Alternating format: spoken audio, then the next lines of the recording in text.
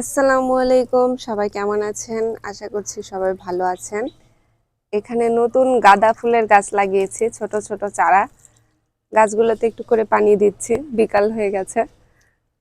2 দিন হলো গাছ লাগিয়েছি, বেশি দিন হয়নি।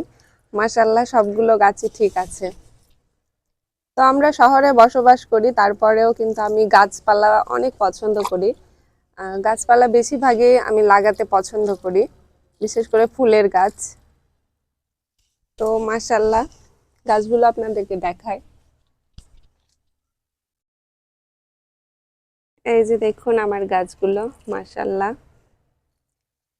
চারাগুলো ছোট ছোটই আছে, কারণ এই চারাগুলো আমি বানিয়েছি আমাদের বাসাতেই।